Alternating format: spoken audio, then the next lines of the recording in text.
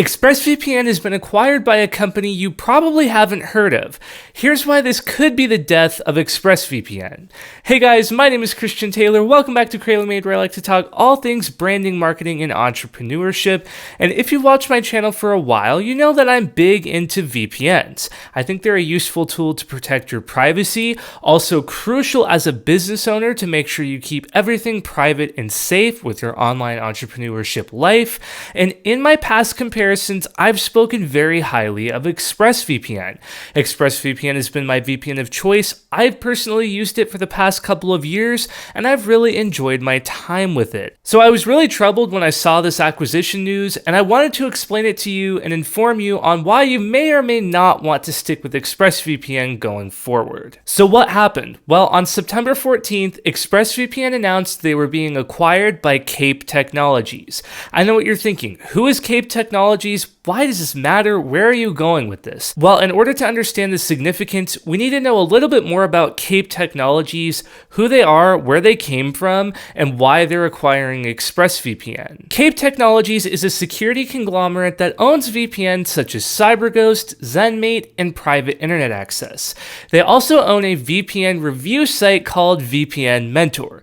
Yes, that's right, they own a VPN review site that claims to put out honest content to help people pick the right VPN, and coincidentally, VPN Mentor tends to feature Kape VPNs a lot and speak very highly of them. So Kape Technologies was formerly known as Crossrider up until a 2018 rebrand, and this rebrand is significant because Kape was trying to get away from the reputation that Crossrider had built.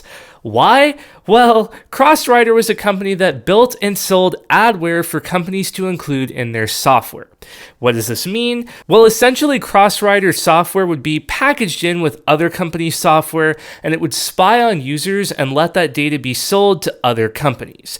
Crossrider was in the business of data collection, gathering what it could about a person, and selling it off to other companies, which they're now claiming to do the exact opposite through their VPNs and say, hey, we protect your personal data from being viewed by other companies. Maybe you're starting to get a picture of the problem here. An article on the Malwarebytes site reads, Crossrider offers a highly configurable method for its clients to monetize their software. The common method to infect end users is software bundles. The installers usually resort to browser hijacking. That's right, Malwarebytes, a security company that gets rid of malware and adware on computers, is calling Crossrider's technology hijacking somebody's browser. Now again, Crossrider has rebranded to Kape. They've since distanced themselves from this business practice. They've totally pivoted, and now they're a privacy as a security company, and they seem to be interested in acquiring VPNs, and maybe in the future they'll launch some antivirus softwares, and that's fine and dandy, but it's all a little bit strange that they're just randomly pivoting from collecting user data and selling it to now protecting user data and stopping it from being seen by other companies. So what does this all mean for ExpressVPN? Well, Kape says that ExpressVPN will continue operating as its own independent service. It's going to be the same brand, the same service, the same team of people. It's still going to be based out of the British Virgin Islands. Kape does say to expect an update to the ExpressVPN terms of service and privacy policy, which they say will only reflect a change in ownership, and they're not actually interested in tweaking any of the privacy policy or terms of service to reflect any sort of changes in operation. So Kape is really claiming that they're gonna leave ExpressVPN alone and let it run as its own isolated entity. They're selling the whole acquisition as ExpressVPN is joining Kape, so Kape can provide more funding and capital to bring ExpressVPN to the next level. On the surface, this would be really cool. ExpressVPN has been falling behind in the recent months and years. They're not the fastest VPN out there. They're lacking some of the more advanced features like ad blockers, and I would like to see Kape put a lot of money into ExpressVPN and really bring it to the next level. But remember, it's owned by Kape, a company that has a lot of distrust from security enthusiasts, and it's just not something I'm sure we should trust going forward. I was really troubled to see this news, and unfortunately, I fear this could be the beginning of a slow end for ExpressVPN. In the past, I've not been a fan of Kape VPNs. CyberGhost and ZenMate are among the worst VPNs that I've tested, and I know Crossrider's history with handling data. Both of these things together just make it harder to trust a Kape-owned VPN.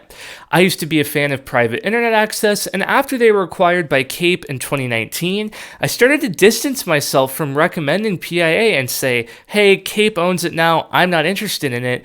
And unfortunately, I'm not sure why this ExpressVPN acquisition should be any different. I can say that we've had some time to now observe Kape's treatment with PIA, and for the most part, they haven't really changed it. If anything, I do believe that they have improved PIA and made it a better VPN overall. It doesn't feel like it's been sucked in and stripped apart and made some sort of generic Kape VPN with the PIA name slapped on it.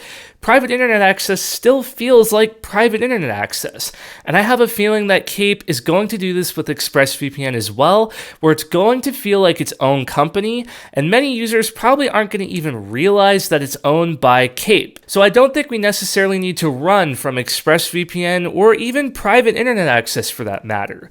We should probably evaluate these VPNs based on their history, if they've had any scandals, what sort of track record they have with not keeping logs, and what their performance is on a case-by-case basis. So for all of you who have seen my VPN comparisons and you might be wondering, Christian, do you still recommend ExpressVPN?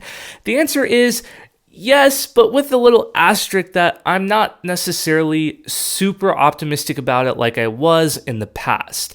I still, for now, I'm a fan. I'm going to keep using it. I like it. However, I think there's a lot of room for independent VPN companies like WeVPN and Surfshark and Mulvad to rise up and really take some of the market share and get recommended more often. Overall, though, I think it's very much a personal choice. You have to decide if you trust Kape, if you trust the direction that they're going to take ExpressVPN, and if you're comfortable supporting a conglomerate like Kape that's interested in acquiring as many VPNs as possible, or if you want to say, you know what, no thanks, I'd rather go with an independent VPN that's not owned by a conglomerate. That's totally a personal decision, and I think there's valid arguments for both sides. But for now, I'm going to keep using ExpressVPN and also keep my eye open for other up-and-coming VPNs.